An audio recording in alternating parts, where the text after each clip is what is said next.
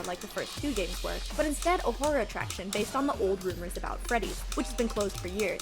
People think this game takes place anytime between 2015 to 2028, but the actual date is less important than the fact that the old Freddy's locations have been closed for decades. Phone Dude says he's out trying to track down a lead for new vintage artifacts to put in the horror attraction. Specifically, they haven't found any intact. The Night 3 phone call isn't shown in the book. Page 103 does tell us Ralph would record it while talking about how people don't usually last this long and probably won't hear the call regardless, which is what Phone Guy himself says on Night 3's phone call.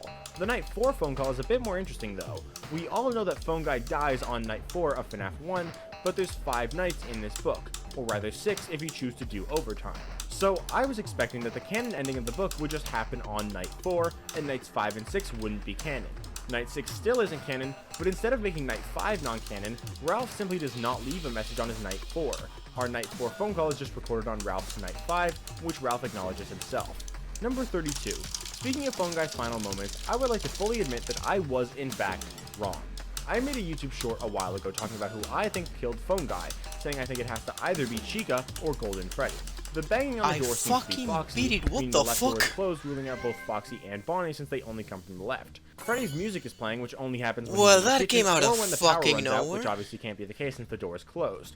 And you hear the groan of Chica and Bonnie, but since it can't be Bonnie, it must be Chica. But we also hear the jump scare scream of Golden Freddy, so it probably was him. However, a lot of people in